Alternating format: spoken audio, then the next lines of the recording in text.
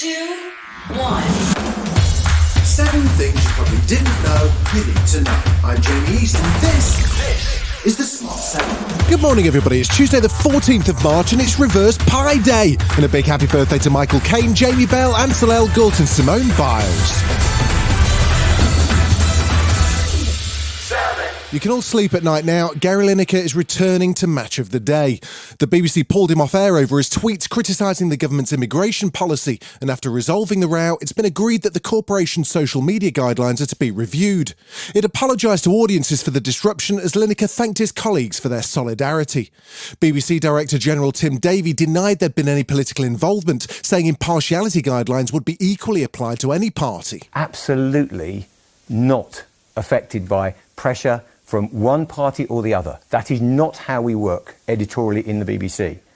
It's a convenient narrative. It's not true. As Lineker's reinstatement was confirmed, the government's illegal migration bill was headed to Parliament for its second reading, with Conservative MP Chris Skidmore saying he wouldn't be voting for it on Monday night.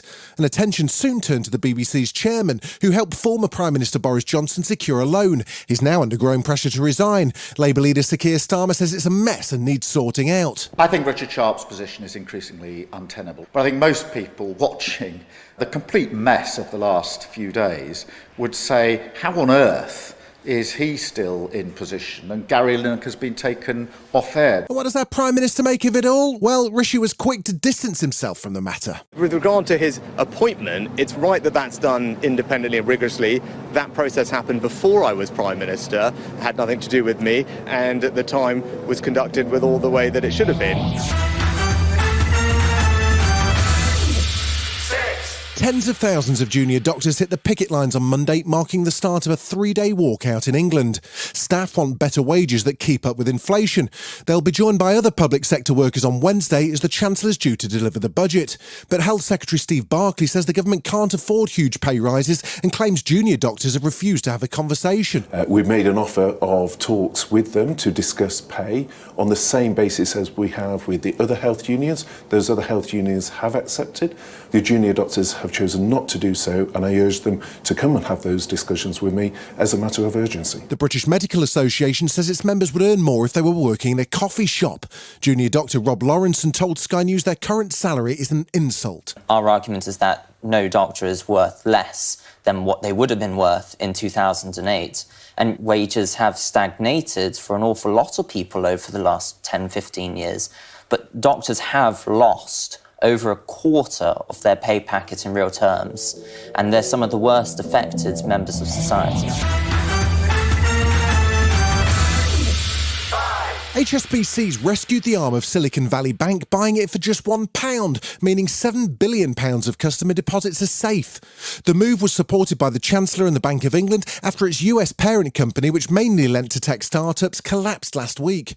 Speaking to BBC Radio 4, British Chambers of Commerce President Martha Lane Fox praised efforts to secure the deal. That is a testament again to the strength of the UK tech sector and how we have built the networks that have dominated in other countries, and I do really think that we should be proud of this. Simon Franks, chair of Redbus Ventures, says it's frightening that CEOs who've got businesses with thousands of employees and plenty of cash couldn't access it. But actually it is systemic for the British startup and technology world because so many of our great companies were banking with SVB. This is not a question of them taking crazy risks. This is just where they banked. Details of the #AUKUS submarine deal have been revealed in a joint news conference between Rishi Sunak, US President Joe Biden and Australian Prime Minister Anthony Albanese. It follows a new government review into defence, security and foreign policy, which highlighted Moscow's invasion as the most immediate priority, but also points to the risk of nuclear conflict. Sunak's already pledged to boost defence spending by £5 billion over the next 2 years, with £3 billion for nuclear infrastructure and servicing the UK's submarines. The rest will be used to replace weapons sent to Ukraine. Speaking at the launch, Sunak praised the partnership. This is a powerful partnership. For the first time ever, it will mean 3 fleets of submarines working together across both the Atlantic and Pacific, keeping our oceans free, open and prosperous for decades to come. Still to come on the Smart 7, Chris O'Dowd's new comedy and a Smart 7 Last of Us exclusive. Ooh, right after this. Welcome back. 3, Man City prepare for a tough game at the Etihad Stadium as they head into the second leg of their Champions League tie against RB Leipzig tonight. They were held to a 1-1 draw by the German side when they met in the first leg of the last 16 3 weeks ago. Despite all their domestic success over the last few years, the Champions League is the one major prize that's continued to elude them. Manager Pep Guardiola says his legacy at City will be judged on the outcome of the campaign. Absolutely be judged for that competition, yeah, definitely. Because since day one I arrived here in the first game in Champions League, they asked me when just arrived, landed here, sitting for the first time, you are here to win the Champions League. I said, what? I could understand, but here, I don't know, but I accepted. So. The season 1 finale of The Last of Us has just aired, and HBO certainly packed a load of action into just 9 episodes and set up a brutal second series.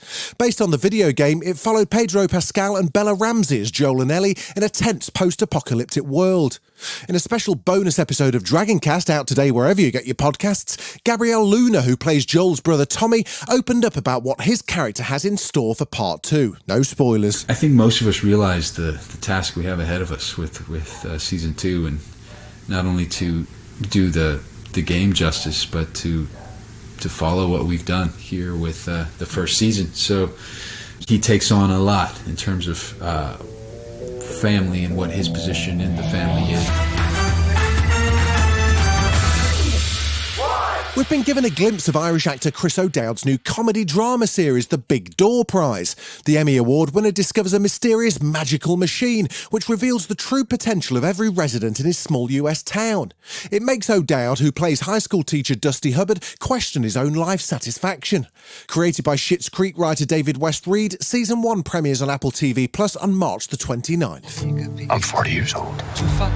I have no discernible talent apart from whistling, and I've only ever been in one relationship. I don't know if I'm happy. Never had to think about it, which was nice, actually. This has been The Smart 7. Wherever you're listening, do us a favour and hit the follow button. We'll be back tomorrow at 7 a.m. Have a great day. Written, produced and published by Daft Doris.